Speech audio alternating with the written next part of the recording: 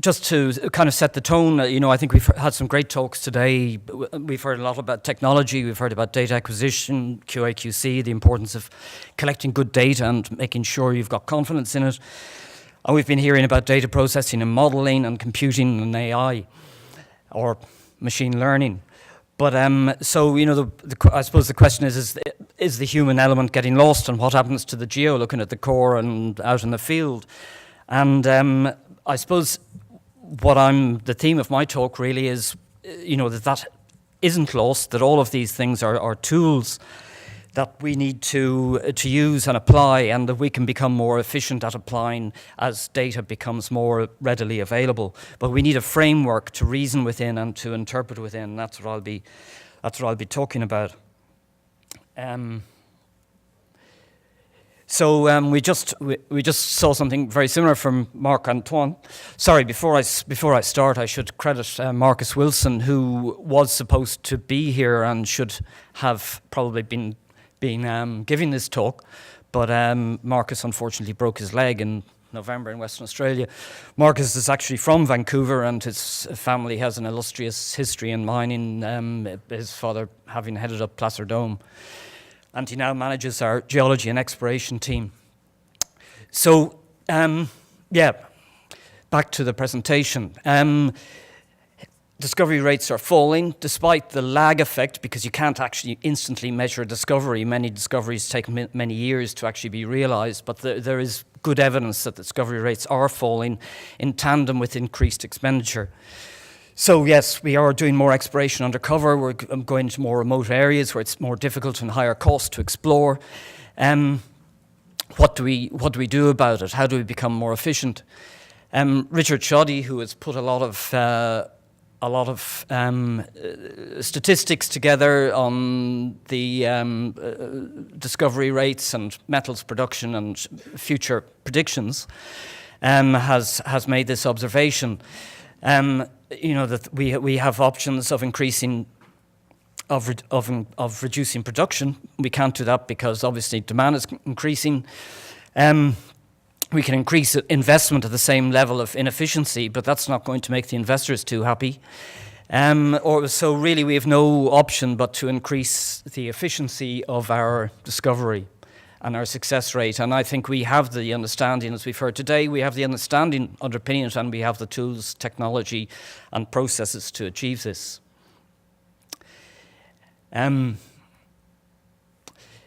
So I'll move on to mineral systems targeting.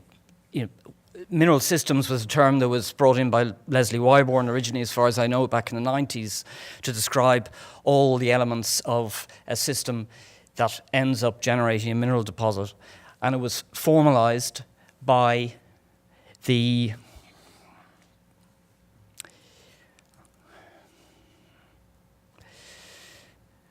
my PowerPoint seems to have become a bit corrupted, but anyway. It was formalized within the PMD CRC, which is on this slide instead of the previous one. And centered around the 5 questions of understanding your system through geodynamics, architecture, fluid reservoirs, flow drivers, and pathways and deposition, and the implications that this has at all scales, from terrain selection through to drill targeting. So the exploration process has been to move from the district to the mine scale, the global to the mine scale, to move from induction to prediction and detection. Continuously focusing on smaller areas. The mineral system approach means that we're trying to understand the system at all scales to facilitate modeling and targeting. And this means that we need to define and use tangible criteria in all data sets as a proxy to identify the processes and define and characterize systems. So a bit like some of what we're talking about, proxying mineralogy from chemistry, we can't see the processes, but we have to recognize their mark in the rock record. So to do this, we need sufficient information. That's what the theme of a lot of what's been talked about today is. We don't do definitive feasibility studies without enough information. So why would we acquire a property or a drill hole without acquiring the key data that will allow you to maximize the understanding of the mineral system and to optimize the design of the test of that mineral system? And not to do so can only increase the chances of failure and value destruction. So, how do we deal with mineral system complexity?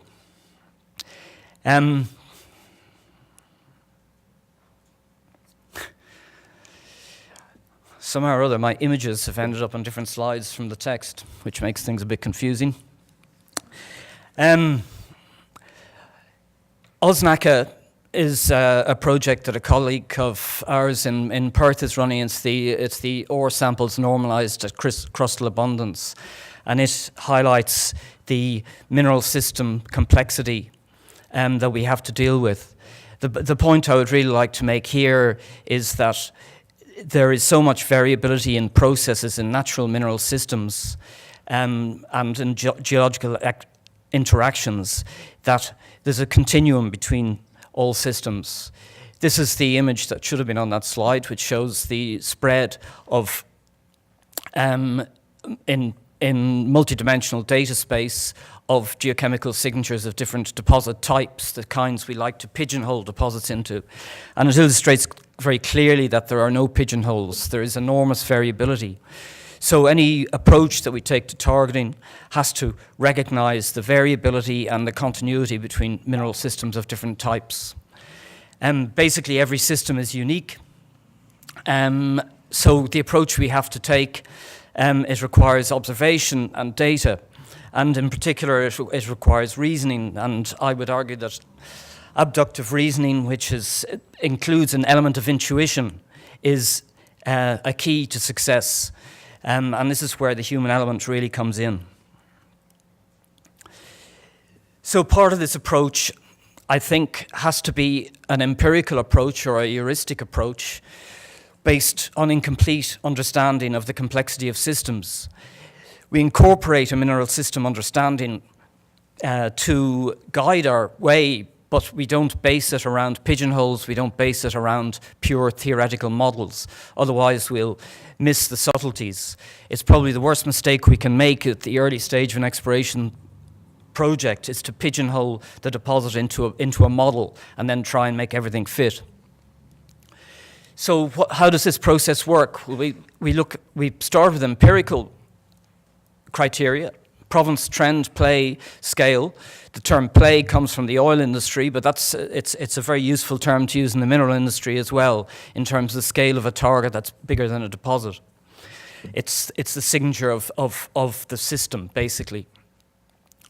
So the empirical criteria are based on observation of multiple known provinces. They're supported by a mineral system framework, even if the details of the systems aren't fully understood. We can define criteria based on essential, prevalent, or favorable criteria.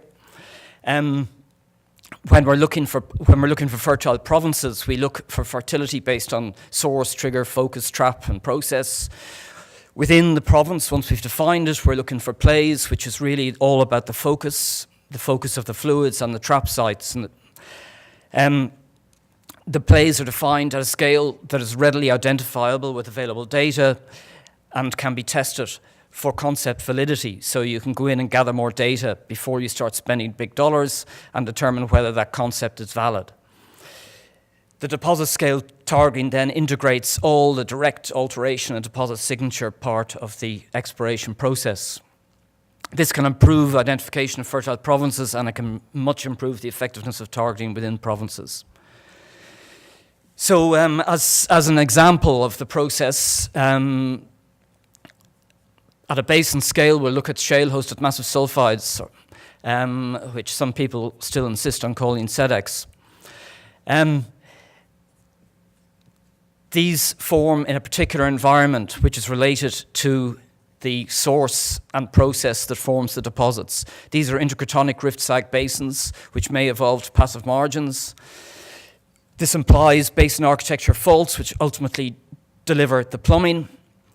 commonly in a back arc setting, and there is a major transitional spectrum towards the VMS deposits.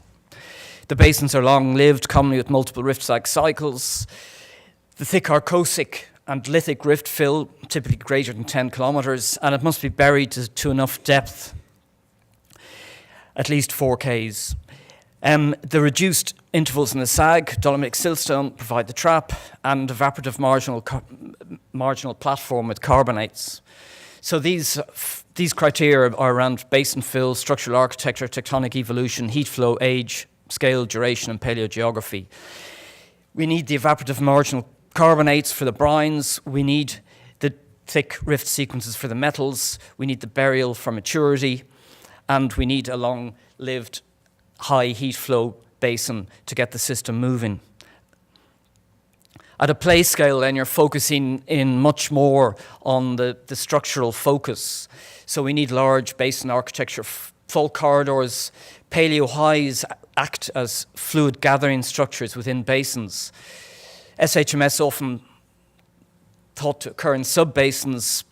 Sometimes there are sub-basins, but probably paleo highs in the basin are a more common setting. Accommodation, transfer of zones are absolutely critical elements in funneling fluids out of a basin. And the organic rich carbonate, or carbonaceous and often dolomitic mudstone, siltstones are required as traps.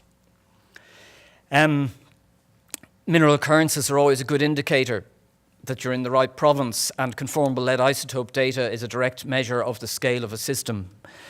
And then we've got direct signals like iron carbonate alteration and geophysical signatures. So all of these come together. You're combining empirical and direct signals into a targeting process.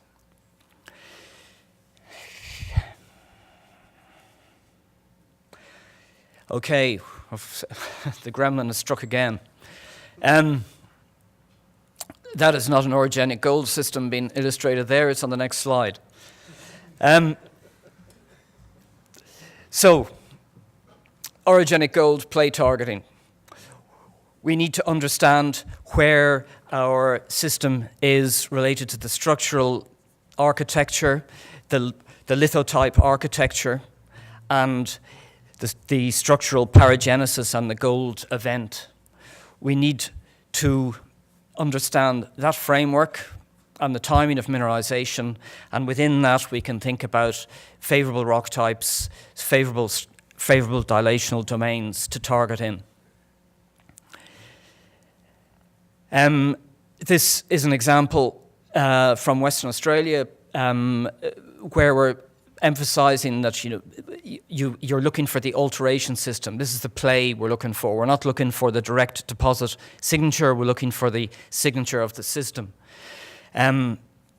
White mica alteration, integrating lithogeochemistry and spectral mineralogy is a key part of this process. In this instance, the northern circle, which has got no anomalous surface geochemistry for gold or arsenic pathfinders, but it does have a strong alteration signature in white mica. In the south, we've got weaker mica alteration, but better geochemical results.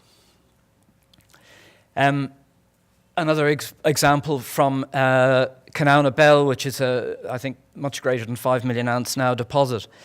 This is the surface signature from gold geochemistry. Very noisy gold, widely distributed, not highlighting a focus in the system at all. But if we bring in the illite white mica alteration, it highlights the occurrence of around the halo around the Kanowna Belle system. Okay. So this is not VMS play targeting, and the illustration for the VMS play targeting has disappeared, but it might be somewhere down here. No, it's not. The VMS play targeting is all about lithogeochemistry, lithophases, and structure. So very similar to shale-hosted massive sulfides. But what we're looking for in particular is fluid outflow zones, and there was an excellent illustration of the Strelly Dome showing magnesium and copper mobilization and concentration sitting immediately below the stratigraphic position of the VMS deposits. So again, it's an integrated approach at the play scale, not looking for the direct deposit signature, but looking for the signature of where the fluids have passed through. So we'll see if this works. This is a case study. I apologize. I think some of you may have seen me talk about this before because I included it in a previous talk. But it's talking about I suppose a hypothetical first principles exploration approach at a regional to deposit scale. The Symposium is a significant shale-hosted massive sulfide deposit in Sumatra, not the place where most people would go to look for these kinds of deposits, and it's in Carboniferous age rocks. If you look at where Sumatra was situated at that time, it was just about to leave Gondwana, major rift extensional event, as it left northern Australia. So these dismembered bits of Gondwana now are all right through Southeast Asia, and that little particular sliver is in here. So in this case, we may not be able to see the whole basin, but we can infer the basin history from the age of the rocks and the understanding of the tectonic evolution. In Sumatra, there were no previous known occurrences of this type of mineralization, but there was a lot of zinc reported.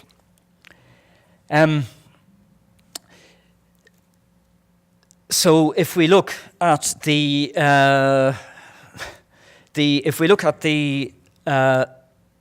Barisan ranges, which is where these Carboniferous rocks are exposed, we see the remnants of this rift sag basin. We see platform rocks, we see basin reduced sediments, but we don't see the rift sequence. But we infer that these basin rocks did form in a rift sag basin. The aeromag highlights a basement high within this basin. The airborne EM, which has disappeared. No, it hasn't. The stream sediment data highlights anomalism, and the airborne EM here highlights a reduced sequence wrapping around the basement high.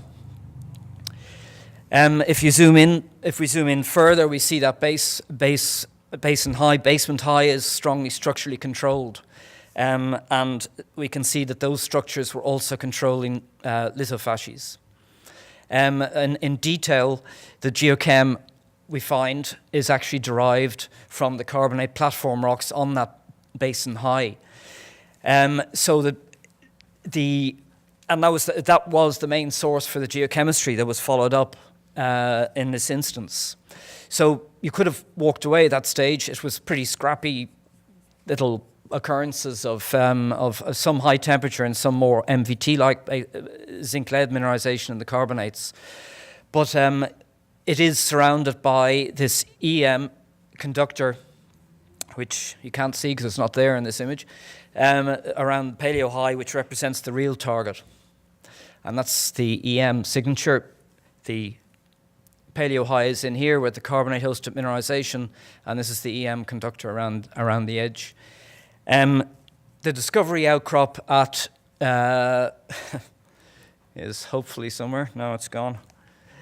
The discovery was made in a creek, which is just in here, and there was a spectacular outcrop of massive banded sulfide. And the deposit is now about over 24 million tons at reasonable grades of lead and zinc.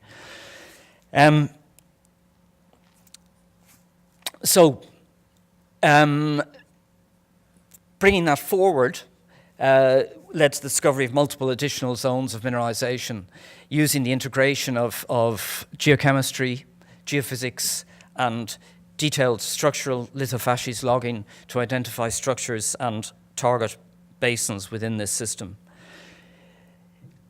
The process was complicated by the fact that the deposit is polyphase deformed.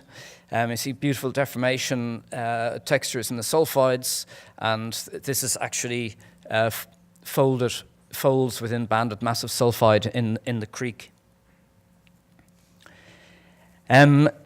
So we brought the deposit scale control of the ore zones is related to syn-sedimentary faults and subbasins. It was successfully targeted using detailed structural interpretation from mapping an oriented core, which I hope the message has come across today, how important gathering oriented core data is, and lithofascious analysis. And that led to the discovery of additional deposits which are related here to a basin horse block with thin mineralization. And this was the much deeper discovery which was identified and targeted through recognizing that second basin situation. So the reality of Sipocamil is unfortunately a little bit simpler. It was discovered totally by accident. The company was targeting gold. The stream sediment anomaly that they farmed into the property for didn't exist when they repeated it, but they found the zinc lead, and the mineralization was discovered by prospecting, not by science. In fact, the first geologist who walked up that creek came back with a sample of vein-hosted coarse lead zinc from within the massive sulfide outcrop. He didn't even recognize the massive sulfide. But the point I'd like to make is that it is exactly where it should be from mineral system first principles, and subsequent exploration guided by that understanding enhanced the whole process. And I hope the time will come where we do make successful discoveries where we are really starting from first principles. They're very, very rare at the moment. So, conclusions. Mineral systems targeting from first principles is practical and effective for all deposit types, and it can be applied at a province to play to a prospect scale. The technology developments that we've heard about today, the data availability, the ability to process, the use of machine learning, all of these are tools that can optimize the inputs and the outcomes of this targeting approach. I believe that, as costs reduce, routine multi-element data, spectral mineralogy, petrophysics, and geophysical data from surface, all of this is just going to become routine and oriented core, hopefully. So a mineral systems approach from the beginning provides a clear framework around which to build knowledge, and it delivers quality, justifiable, defensible work at all levels, and it provides a clear focus of future work. So again, it's all of this provides a strong framework for managing exploration risk and objective decision making, optimizing the amount of data and the understanding of the data. And all of this also provides a framework for understanding the subsequent resource, geotechnical, geometallurgical models, and mine optimization. It's a holistic process from beginning to end, as we've heard from other speakers today.